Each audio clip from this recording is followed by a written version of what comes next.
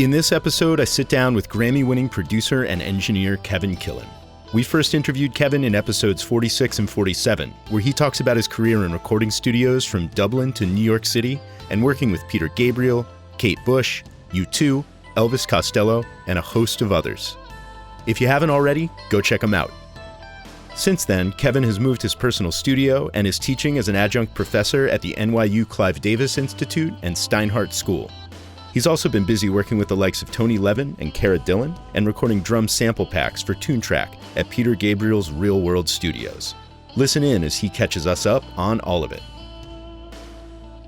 The general vibe of these is like what's been up since we last interviewed you, which was how long ago? Six years? I think it's probably been about 6 years ago. So it was pre-pandemic. At that point, you had a room at then Avatar, now Power Station Berkeley. So that would be 2018. Yeah, 2018 was when I finally had to let go of that room. So obviously Berkeley had bought the building. Yeah, right. My son had just gone off to Pittsburgh to university in the fall of 2018.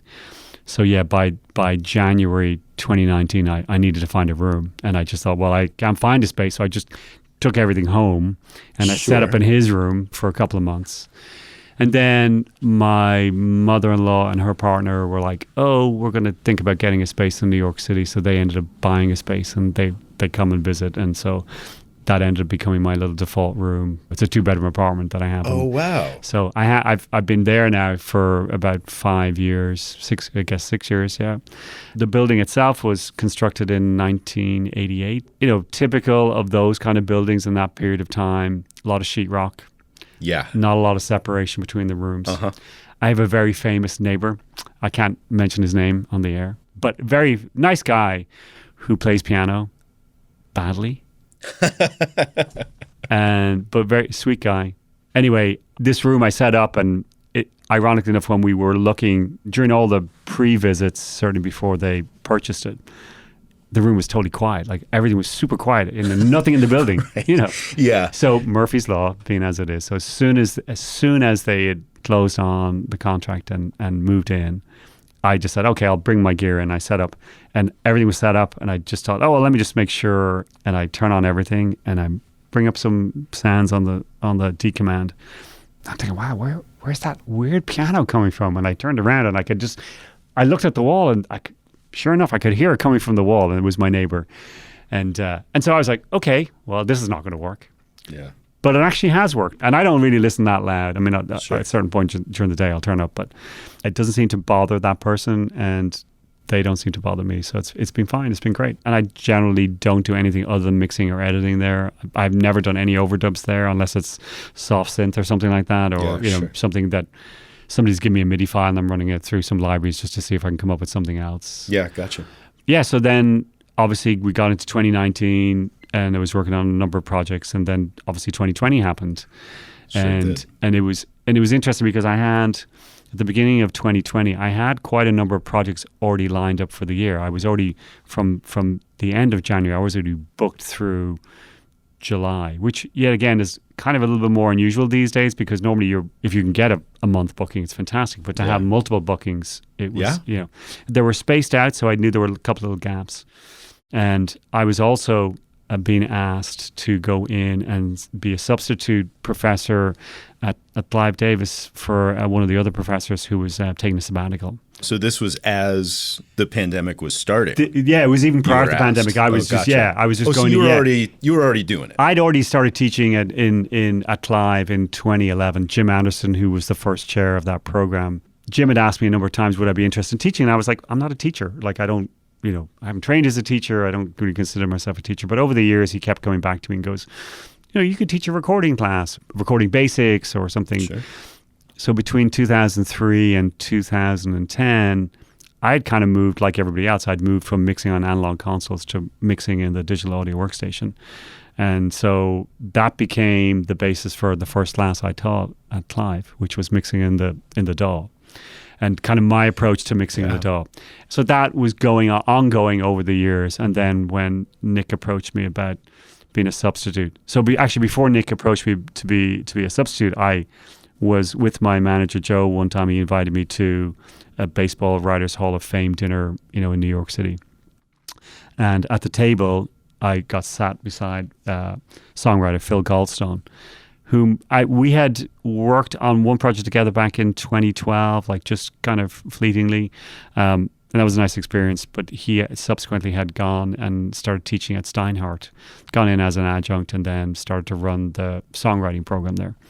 And so we were just having a discussion that evening, and he said, I think I have a proposal for you. Why don't we meet? And so we met a few days later, and the idea was to start a pilot program within the songwriting program about a class that's centered on production for songwriters. So people who are ostensibly just songwriters, but obviously need to be able to engineer their own demos and stuff like that. And so the collaboration would be, he would come at it from the songwriting point of view, and I would come at it from the engineering production point of view, from an engineer's perspective. And so we co-teach the class. So we set up as a pilot program. We had 20 students the first semester, and it went really well because that program was growing and there was a need for it. And yet again, we were giving real practical skills. So that began in 2017. And then because of that, then there was a natural, during the arc of the course, we get a lot of questions, or I would get a lot of questions about mixing. And we were going, well, this is not really a mixing class. And Phil kept saying, well, maybe we should have a mixing class. And I was like, well, I do teach a mixing class, but it's only a 7-week. And he was like, maybe you could expand it into 14 weeks. And I was like, yeah. So I actually took a semester to think about it. And then we had a proposal to do a mixing class as well. So I teach the mixing class now. They're blended classes. And by that, I mean, you have undergrads and graduate students in the class. So they're elective classes. So people sign up. They kind of basically audition to get in the classes based on their portfolio. And then they get selected, and then they're in the class, and then they're expected to do a certain amount of work. So in the production for songwriters class, they basically have to self-produce a song at the beginning, starting at the beginning of the semester, and have it produced by the end of the semester. So it's kind of interesting. So it goes through all the evolution of songwriting, production, engineering, and to a lesser degree, mixing. Yeah. Whereas in the mixing, in the DAW class that I teach there, it's really, I'm taking them through the functionality of mixing in the digital audio workstation, but with a broader view of when should one really start considering the mixing kind of aesthetic. And my contention is, well, before pre-production, because every choice you make from pre-production through mixing has an impact on the mix. Yeah. So we actually do talk about recording, we talk about signal chain, we talk about performance, we talk about arrangement, we talk about all the different things that you can do to create the environment in which the artist can find success, in the recording environment, but also in the mixing environment, and also establishing interpersonal relationships with the artist. It is the big picture of making records, but it's under the title of mixing in the DAW. So they're elective classes. So I found myself having undergrads and grad students, it's just a very different dynamic because they're elective classes, people have chosen to spend their hard-earned money coming into the class. And secondly, you have graduate students who have obviously finished their undergrad, most likely gone out into the workplace, worked for a couple of years, and then decided, you know what, I want to go and study some more. So they're really motivated to come back into class. And they kind of elevate the level in the sense like they show up, they do the work. Fantastic. They're more professional in a lot of ways, like they're just more worldly, not to say that the undergrads are not. They know who they are, and they're more comfortable in their own bodies at that point. Because they're in their late 20s. I've had graduate students in their 40s. It's a very different dynamic, right? That's interesting. So whereas at the classes I teach at Clive, yet again, the students are fantastic, but they're all undergrads, and typically it's called producing the record, side A and side B, and there's a semester in the fall, semester in the spring, and it's basically covering all the various topics of recording and production and stuff like that. So tomorrow's class, I'm talking about arrangements. So tomorrow's class is specifically arranging, and we're in the third week of the fall semester. Are you in a studio or a lecture hall for these, or a combination of the two? All studios. So all studios. Yeah. So the campus out in Brooklyn, where J Street campus, where the Clive Davis Institute is now located, they built beautiful rooms. They've got 4 studios. So they've got an API room, an SSL room. They've got a Neve Shelford, and then there's a Neve 8078 discrete console. All the gear in that room, the Neve room, was originated from the Beastie Boys Canal Street studio. Amazing. So that was bequeathed by Adam's family to NYU. And they just... Oh, beautiful. Yeah, so his family just wanted that gear to be used. Yeah. And I think the only request was that they kept the aesthetic of, what they kind of kept all the gear together and keep the initial aesthetic of what their room looked like. So the control room, apparently, I never saw their original control room, but apparently it looks very similar. Fabulous. And so all their gear is in there. And they're good sounding. The recording spaces are good sounding as well. At Steinhardt, we have the James Dolan studio on the 6th floor there at 35 West 4th Street. And then on the 8th floor, there's a number of studios as well, but they're smaller rooms. So with the mixing classes, do you take them through a song? Do you just audition a bunch of different? The way it's framed is in the beginning, so they have to submit a couple of songs that they're interested in mixing, of projects of their own or projects that they've got some association with. Either it's a friend song or it's something they've worked on in some collaborative fashion. So they submit that, and then the first couple of weeks, because it's usually 15 or 16 students and it's a 2-hour and 10-minute class. So we take the first 2 weeks just to listen to everybody's submissions. So it's a baseline. Okay, where is your mix at right now? Right. So this is mixes that they've done that you're listening to as a class. As a class, That's right. scary. It's actually interesting because, some years it's surprising the level of talent, and it's pretty high. It is pretty high. And usually I go around and we do a little introduction and I ask people, one of the things I ask them in the beginning is, okay, what are the 2 things that generally trip you up in mixing? What are the things you're always having difficulty in? You get a wide range of responses, but often the low-end management is often a very common thing. Sure. And that's often to do with the mixing environments, right? 100%. 100%, right? Yeah.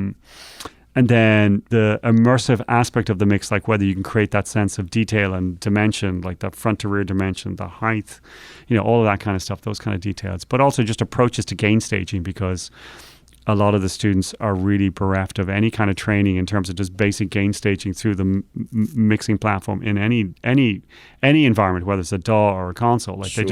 So in the beginning, it's that we start there. Then we get into a philosophical discussion for a couple of weeks about the role of the mixer, and when should you start thinking about mixing, and how every aspect, like what are the requirements to get a great mix. So I have these little 5 things that I always bring in. I just say, these are the 5 things that I always look for. And I said, absent one of these or all of these, you can get a great sounding mix, but without that, it's going to fail, because the song's not good. It's fundamentally flawed. So good song is one of them. Good song is the first thing, right? So it has to be a good song. All right. I said you can get a great mix of a bad song. It's still a bad song. Nobody's going to go down the street humming it, right? So great song, great arrangement, because you need a great arrangement within a song, right? Because yet again, they're tied together. Then after that, you need a great performance. So who's performing? Who's doing the performance? Whether you're doing it digitally or using MIDI, or whether it's real live performances, you need compelling performances, right? Yeah. Then is the actual recording of those things, right? So that's recording chain, and when do you start thinking about that, and how I've been given projects where it's been beautifully recorded and the mix goes easy, and then there are times when the recording is poor, and there's a limitation to what you can do. Of course, yeah. And so therefore that becomes a component of this, and then those 4 things sum together to give you this audio environment, those 4 things. And they're the 5 things you need to get a great mix. Now, they're just the broader overview. Well, but it's very interesting that only one of those things has to do with recorded material. Yeah. Most of it is before you even set foot in a studio or set up a microphone. Yeah, yeah. And also, I couldn't agree more. I mean, especially arrangement. A good arrangement makes mixing so much better. An absolute breeze. Yeah. I mean, to those people who don't, like, if they hear that term, they think, what's an arrangement, a musical arrangement? It's like, what happens where and when, basically, the most basic instruction. Like, and I also say to the students, there are 2 decisions that are made, most likely in pre-production, that also have a huge impact on the mix outcome. And I'll say, what do you think they might be? And there's always a various amounts of suggestions, for anything from like budget to studio to what amplifier you use. And I go, no, it's much more basic than that. And I drill down a little bit more and I go, it's tempo and key. And especially if you're talking about something that's lyrically driven. So if it's too slow, then it's going to feel like every little breath between the musical events is just torture, right? Looking at your watch. Yeah, you're looking at your watch. And 3 minutes is going to feel like 20. And if it's too fast, there's not enough space for the lyric to fall into, right? And now, obviously, there are certain exceptions to that rule, and hip-hop would be a great exception where people have come up with linguistic tricks to get things in a very short period of time. But there's also the intentionality of the performance, and you think, okay, I want to be able to decipher what the word is, because for me, there's a narrative going on in every song, and I want to let that wash over me. So it opens up a whole discussion. And I talk about the role of the mixer, like what the most fundamental role up to at what point does the mixer start moving into a different role? That person's creative input now becomes, one could argue, production. Yeah. And how do you compensate for that? And is there an appropriate compensation for it? Or is it just like, you just like doing this and therefore you feel musically it's the right thing to do, so therefore you're doing it? So we get through the first 3 or 4 weeks, just all those topics. Then what I have is a period of about 4 or 5 weeks where I have, through relationships with artists and labels and managers, have all these multi-track assets of projects I've worked on. And I've asked them if I could use them as teaching tools. So these are like fully released projects that have been out there in the public domain. And so what I tell the students is, I'm going to give you, over the course of the next 4 or 5 weeks, you're going to have 4 different multi-tracks. Everybody's going to mix the same song. And the requirements are, you have to do it in Pro Tools because that's the industry standard. And I'm going to give you my basic template that I use. So the same template that I've been using since 2003, 2004 when I started. Your plugins, presets. Not even my plugins. I'm just giving you the basic routing. So just how I set up the thing. Yeah, I got it. Just basic concept. And everybody has to do it. And then the 2 other requirements are, you're not allowed to use any bus limiting whatsoever. Whoa. Yeah. And then the target level for delivery is 0 VU. So that's like minus 18. Minus 18, yeah. And so my rationale behind that, and I say to the students, I said, look, I said, first and foremost, I'm probably going to give you a piece of music that you won't even like. And I go, I don't care. Because guess what? If you're a hard gun, sometimes you're going to mix stuff you're not going to like. Find something you like about it. But you have to find something you like. That's a skill in and of itself. Yeah. So that's a skill that's marketable, that's very repeatable, and it's important to develop that skill. So I'll make the multitrack available. They get it on a Thursday evening. They have to have it delivered by Tuesday morning. So they have Thursday evening, Friday, Saturday, Sunday, Monday. They have 4 full days to do a mix, which I will tell them in advance, 4 to 6 hours. You should be able to do a good mix 4 to 6 hours. Yeah. If you want to go further and deeper into it, that's great. Fantastic. Sure. But you should be able to do a decent mix 4 to 6 hours. And there are no other restrictions. You can do whatever you want. You don't have to use all the parts. You can come up with your own creative ideas. It's up to you. You are inhabiting the role of the mixer. I want to see where your musical instincts take you. And what I don't want you to do is I don't want you to go and listen to this version that exists already. Don't do that. Yeah. Because then you're just copying, and there's no fun in copying, and you're not going to learn anything by copying. And you're not going to get there either. And you're not going to get there, and yet again, you're not going to understand the dialogue that existed between me and the artist at the time, why we made those choices. So why don't you make your own choices? You're the mixer. You're inhabiting this role. You've been hired as a mixer. So you're mixing for an audience of one. And who's the audience? The artist.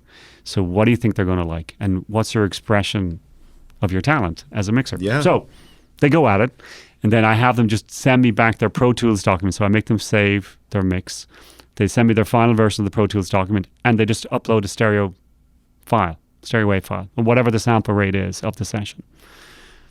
And so then I just take all their stereo files and just drop them into my multi-track, and then I just open up using their Pro Tools document, and I can immediately just look at the session and go, oh, that's a teachable moment, and this is a teachable moment. And of course we can hear it. And when you hear the same song be mixed 15 different times, it is a wonderful kind of teaching moment, because some people do a great job, their instinct is spot on. Some people flounder because then they just feel intimidated, whatever, I understand. Yeah. Some people think, I didn't like the music. I go, fail. You got to figure out. If you want to work in this environment, you're going to work on stuff you're not going to like. So that takes up about 5 or 6 weeks in the middle. Then we do assignments. We do assignments for 2 weeks, and then in between that, then I talk about reverb and compression, because those things have come up in the first couple of assignments. Sure. So we do a little dive into those areas and how to approach those. Then they do a couple more assignments. And then there's a week where I just take Q&A. Like, whatever you want to talk about. It's open season. You got me for 2.5 hours. So whatever you want. It can be music related. It can be business related. It can be relationship related, in terms of artists, relationship and stuff like that. That's just an open class. That's a really fun class because I bet it's very free flowing, and I'm very candid. I try not to sugarcoat things. And at the end of the day, you want people to have a realistic vision of what this industry is. And it's a great business. I mean, I've had a wonderful time doing this. Well, here we are, right? And here we are. Yeah. So, for sure. And then towards the end, then I will take them through a multi-track of my own. So I'll go, I have a couple where literally I was given a snippet of a piece of music and somebody said, we want you to produce this, and this is the idea, and here's the direction. And so I'll go, okay, here are the parameters, and this is what I had to deal with in the beginning, and these were all the steps I took. And you kind of break it out from the pre-production through the production itself and the recording, then through the mixing, and you play the whole thing. And then at the end, the last 2 weeks, I make them go back, and the project that they listen to, their personal project at the beginning, they go back and I make them start again. Oh, great. So they strip the whole mix out. I said, look, that mix exists. It already exists. What have you learned in the last 12 weeks that you can now apply to going back and having a review of the mix and having a completely new approach to it? Like, don't just do 2.0. Like, come back and just do it again. Yeah. See if a fresh approach is going to get you the result that you want. And I said, you can now work in the DAW of your choice. So if you're a Logic native, go do it in that. If you're Ableton, whatever.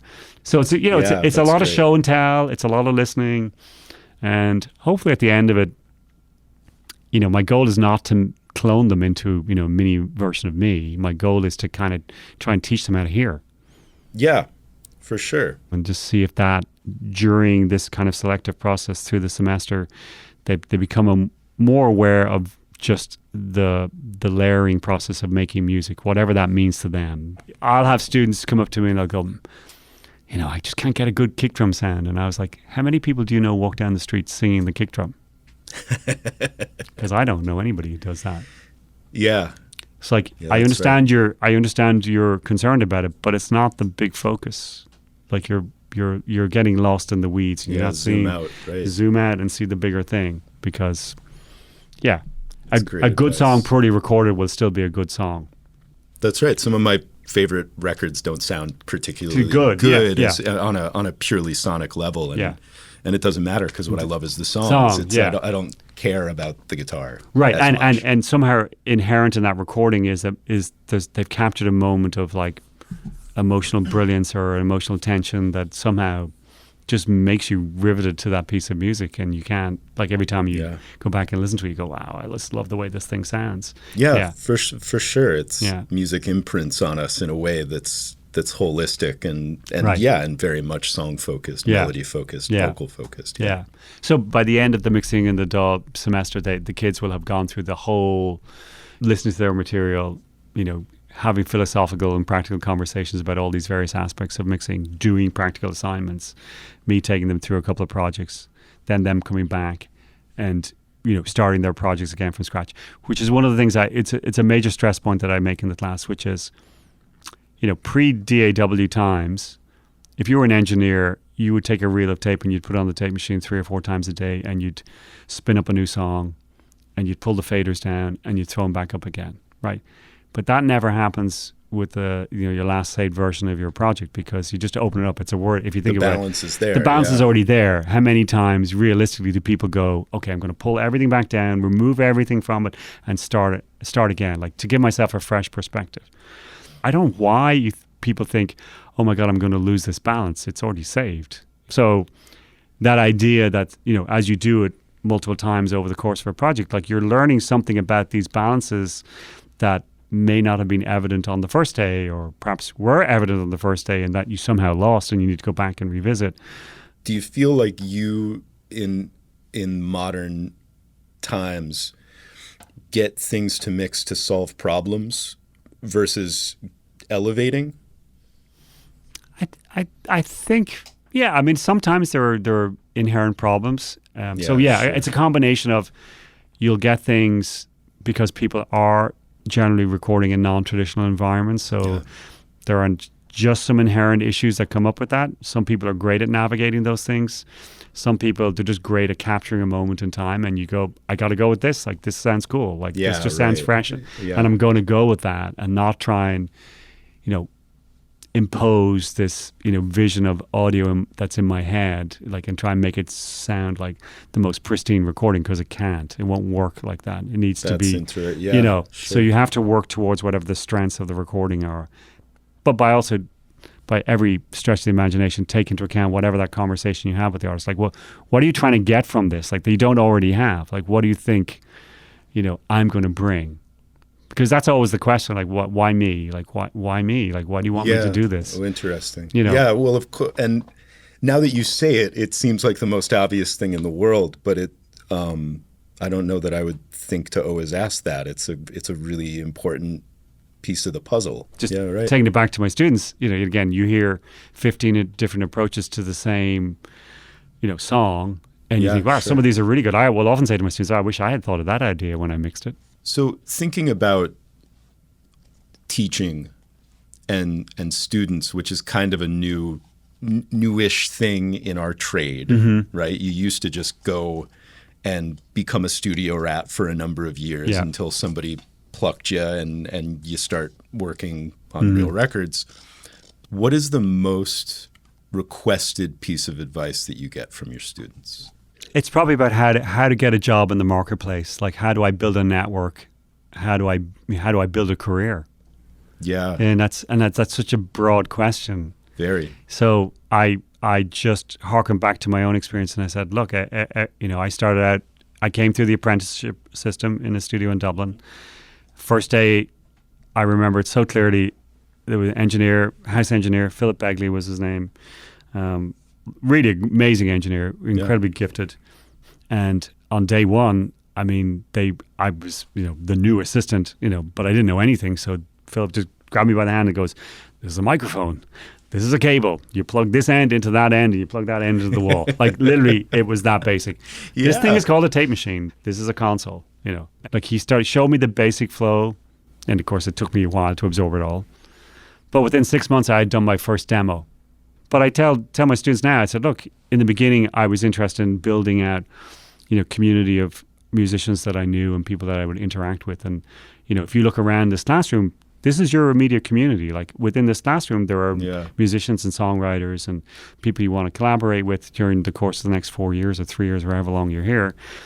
And they know people outside of their community, and they have communities. And so you already have your own network initially.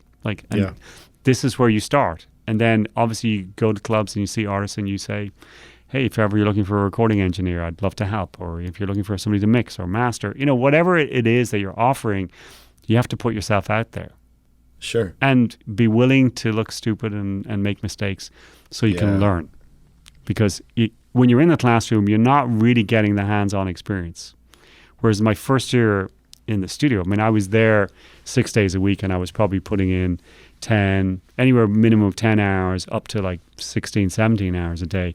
So the amount of knowledge that I was accumulating was substantial, as opposed to sitting in a classroom, hearing about it in theory and having some examples being given to you, but at the same time, not really getting your hands dirty on the stuff.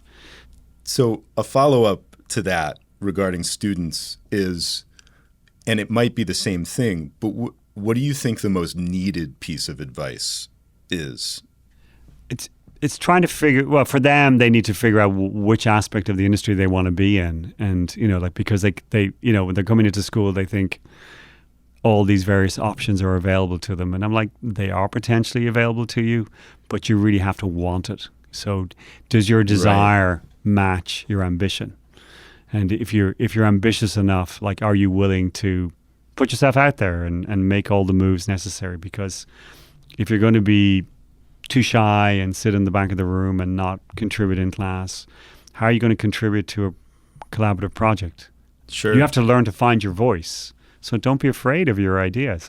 What's the worst thing that can happen? Somebody go, no, I don't like that idea. Yeah, they might use more colorful language than that, Yeah. But ultimately, you're going to have a good idea, and somebody go, oh, actually, that's a really great idea. Yeah. I got to assist Bob Clearman, and I watched him mix at Electric Ladyland, and at one point he said, oh, you do the mix. And I couldn't get it to sound anything like his mix, even though it was all his effects, and it was from a live recording, so the basic levels were the same, and I pushed them up, and I was using his EQ, and it just didn't sound like it. And And that was the last thing I did before I went back to do Peter's record. And when I came back, he was like, "How did you do that record?" And I was like, I said, "You taught me how to hear. You taught me how to, like you completed that education for me. Like I looked at what you were doing and I was trying to do you instead of trying to do me." Yeah. Like what's the thing that I like when I listen to music? What's the particular aesthetic that I enjoy listening to? If the artist doesn't like it, that's fine. I'll modify it. But I just kind of found myself at that particular record. And what a record to find yourself on. Yeah. Are there any projects that you're doing right now that you're particularly that I'm interesting enjoying? Or yeah, exciting? no, there's actually a number of things I worked on like since the summer. Prior to the summer, I actually ended up mixing a Tony Levin record, which was really interesting because I'd worked with Tony. I mean, I've worked with Tony many times over the years in various different capacities, and it was great. It was really good fun because lots of great people played on it, and it's Tony playing bass. And it's incredible. It's just incredible music, and quite challenging because, interesting time signatures, very complex melodies, very interesting changes.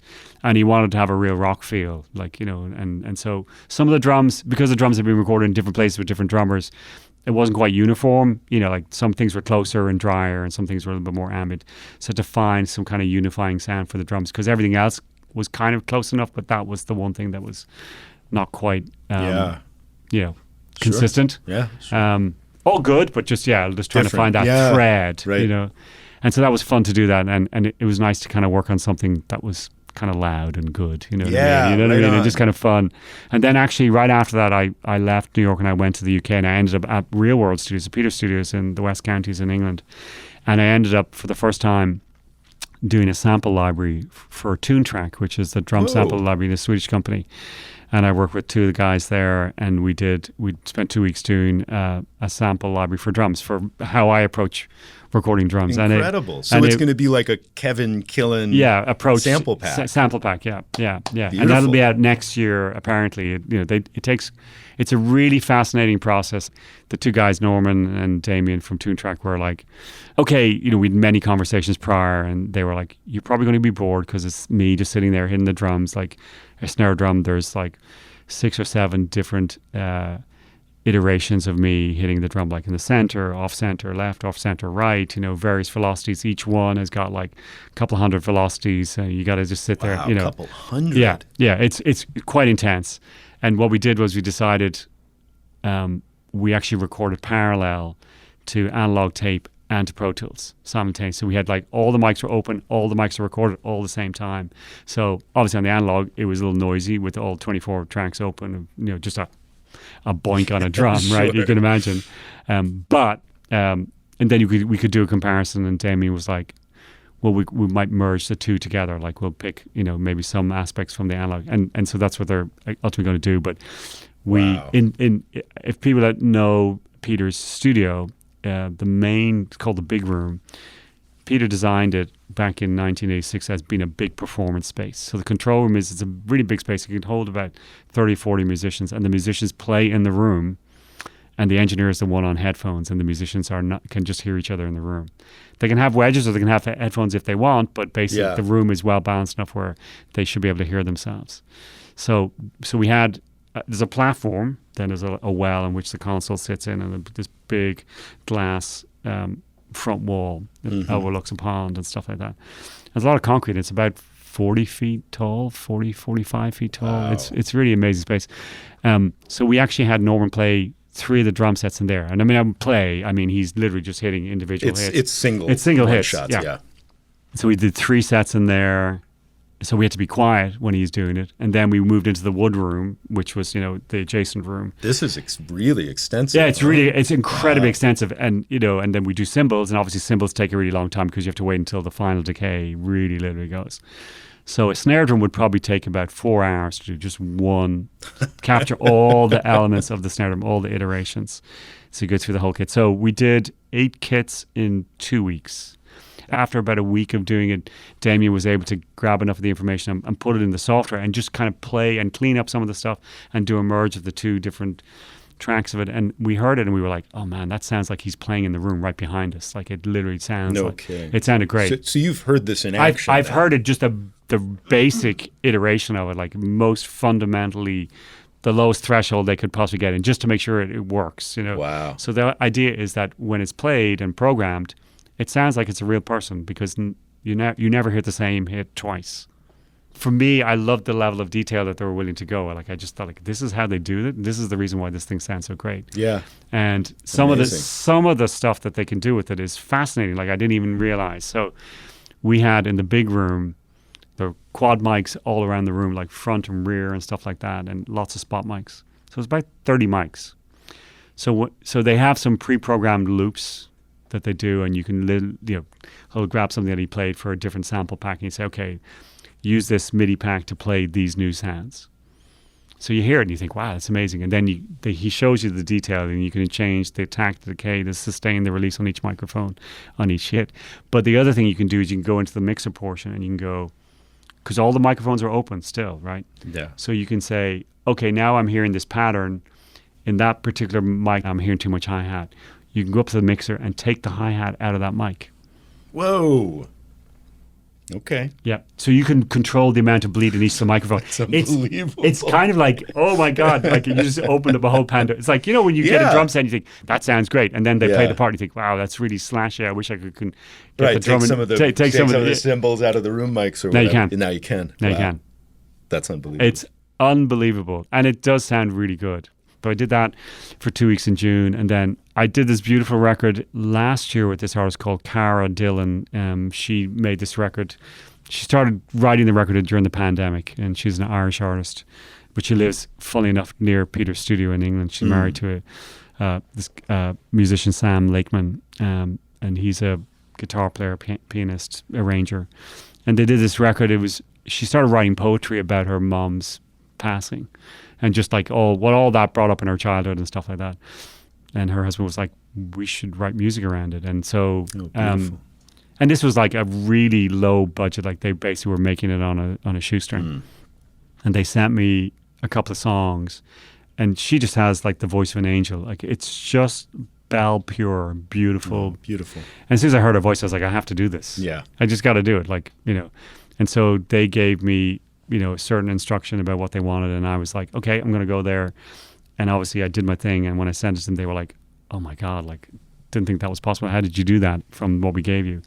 So that's a very meaningful record, and it just came out this year. So there's lots of cool things going on. Like with a lot of people, you work on projects and sometimes they might not see the light of day for quite a while. Yeah, no, I know it. It's just like there's a lag time between things when you do them and then when they actually get to market. So yeah. Thanks James, for doing this. You're very welcome. Yeah. I hope you have enough to put out a podcast. I think we have more than will be great.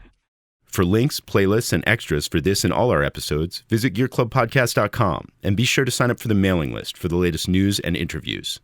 Follow us on social media at Gear Club Podcast and subscribe to our YouTube channel at Gear Club Podcast for video versions of all our episodes and more. Thanks for listening. Gear Club is produced by me, James Frazee, and the inexplicably enigmatic Jacques Friest. Our video wizard is Emily Sassmore. Matt Ely is our production and scheduling czar. Luna Navarro is our social media maven. Big thanks to our announcer, Bella Pearl Aniello, musical director, Mel F. Lewis, our legal counsel, the firm of Dewey, Cheatham & Howe, our house band, the Silver Merkins, and our sponsor, Eventide.